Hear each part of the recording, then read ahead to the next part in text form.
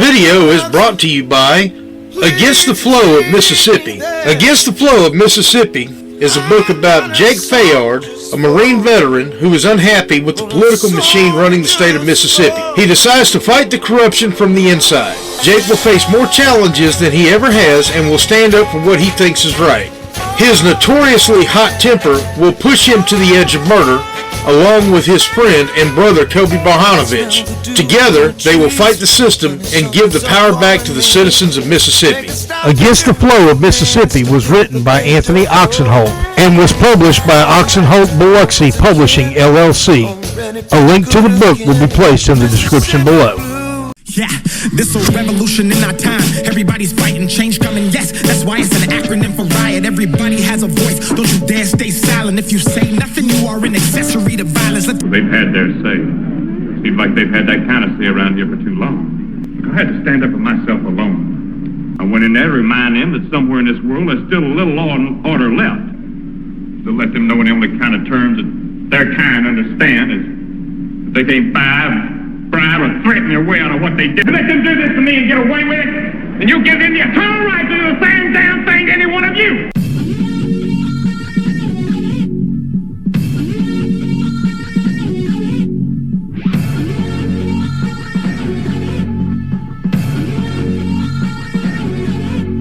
Access 228, your host, Anthony Oksenholt. Well, we report the facts and we are not for sale. If you have a news story or something that's on your mind, please feel free to give us a call at 228-337-2099. Be glad to have you on. Thank you for listening. And we do appreciate all that you do to support us and keep free and independent journalism doing what we do best.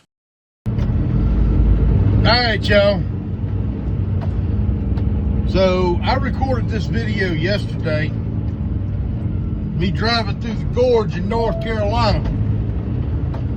And, you know, at one point in my life, I didn't live too far from here. I actually lived in Sevierville, Tennessee, and I lived up close to Oak Ridge. And, I mean, hell, my daughter was actually born in Knoxville, Tennessee. So the first part of this video y'all gonna see is in Tennessee. I'm on Interstate 40, headed east, headed into North Carolina. And my destination today with this load is Asheboro, not Asheville, Asheboro, North Carolina. A couple hundred miles from where I'm filming this at. Anyway, so I hadn't been through here since that hurricane come through the mountains. Now, those of us who live on the Mississippi Gulf Coast, we used to hurricanes. Yeah, we all, well, more than likely if you're watching this, you, like me, probably went through Katrina, which was 20 years ago this month. Scary, I know. Now,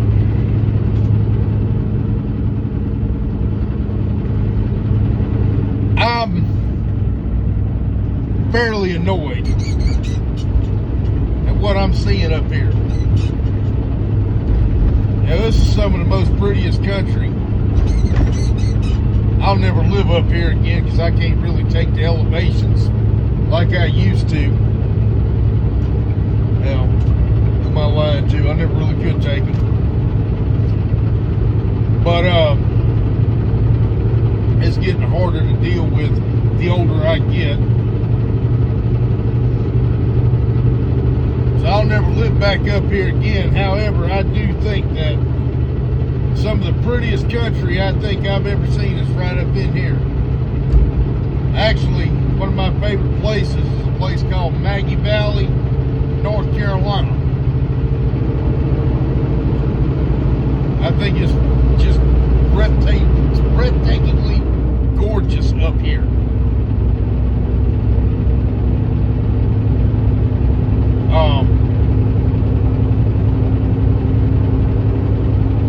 also think, yeah, there's people up here that, you know, I've had run-ins with that I can't stand, but there's a lot of really good people up here. I'm talking people that, you know, Appalachian people. Let me tell you all about people from the Appalachian Mountains. Popcorn Sutton was from up here. Do I need to go any further? America's hero that the government screwed, Popcorn Sutton, was from right up in here in these Smoky Mountains in North Carolina. Actually, where I'm making the voiceover at is I'm actually not far from where he's from, or where he lived up here, right around Clyde and Maggie Valley, North Carolina. That's where I'm recording the voiceover.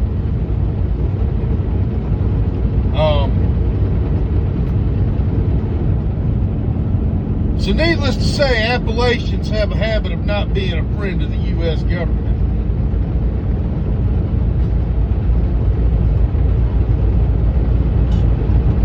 And being that, you know,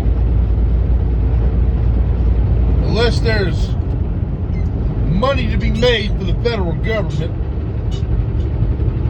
or a mass group of people that'll get on TV bitching,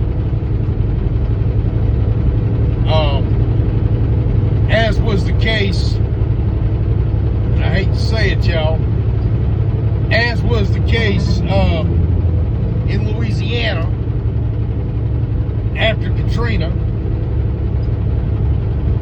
when Ray Nagin got on there and started bitching and moaning. These people up here just assed up and got her done. All while being screwed by the federal government and by FEMA. Yeah, I know some of y'all are going to say, well, that was the Biden administration.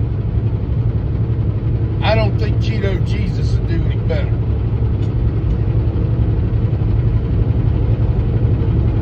The reason I'm making this video, this being the first time that I've come through here since the hurricane tore up the road,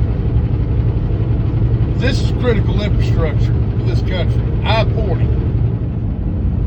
I-40 runs from Wilmington, North Carolina to Needles, California. There's a lot of freight that runs right through here. Right through the mountains of Tennessee and North Carolina.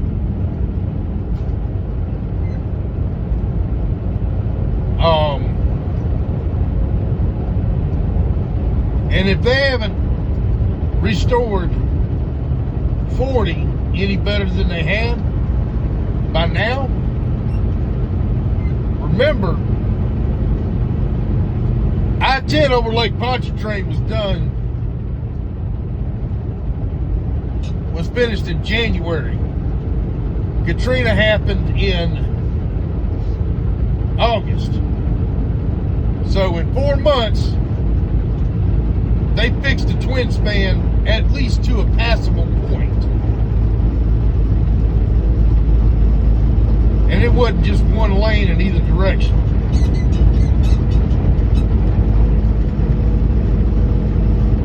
Now, whether the government likes these people up here or not, they think they can control them or make a buck off of them, or it's a major population center or not.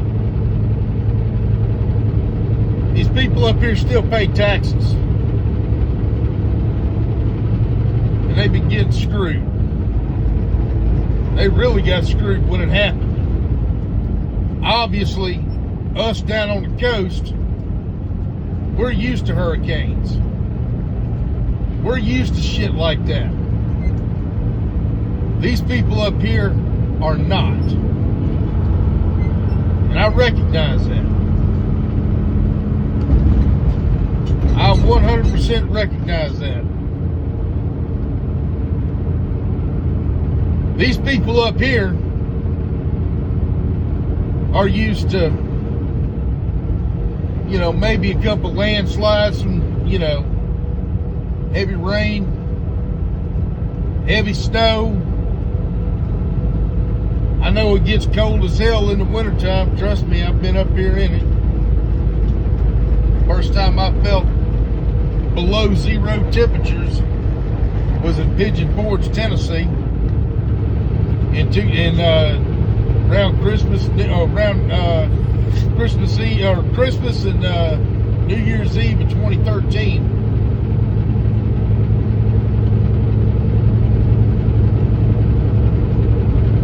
So they're used to that.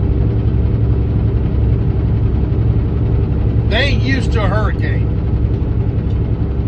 And I recognize that. I know this was an unusual thing, and I know it's going to take a while.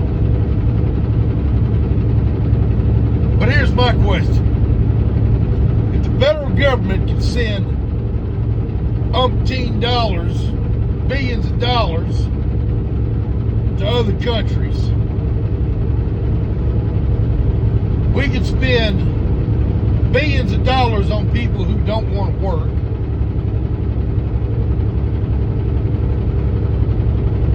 We could spend billions of dollars on people like my own white trash cousin who can shit out 11 kids and not have any way to take care of them without government assistance. We could give politicians, lobbyists, and cronies billions of dollars a year. Why isn't this road fixed properly? Why aren't these people up here who pay taxes made whole yet?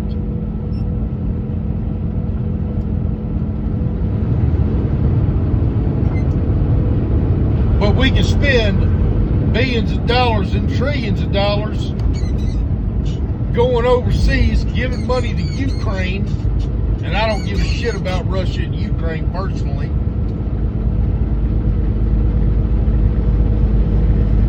We can, if an earthquake happened in some third world country, oh yeah, we'd be the first one to go down there and take care of them, but we can't take care of our own people.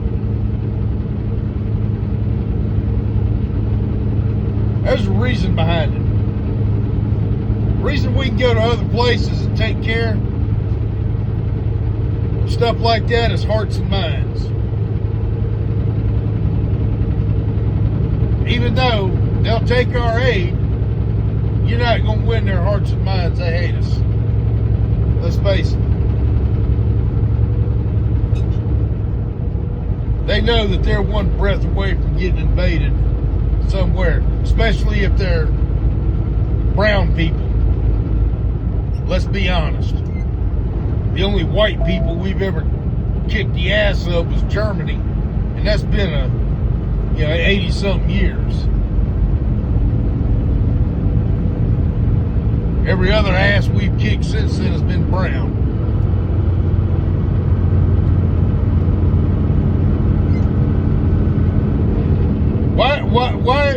Why are we allowing the government to do this?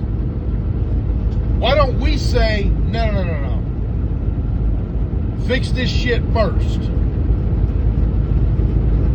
And I know I didn't really say much when it happened up here. Simply because I didn't know exactly how bad it was up here. Getting up here yesterday really showed me exactly what was going on.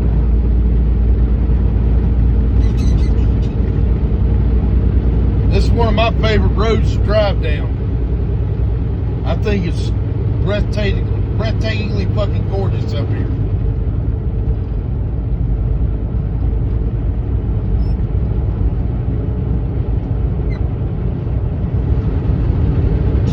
I heard several months ago that they had opened it up in one lane in each direction. But again, I hadn't had an opportunity to come through here. Coming through here now, I see the carnage. I see the devastation. I see what happened. I also see the screwing that these people took by the federal government. And I blame all of us collectively for allowing it to happen.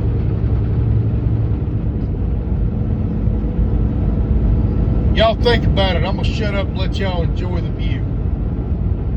Access 228, your host, Anthony Oksenholt. Y'all comment and tell me if I'm right or wrong.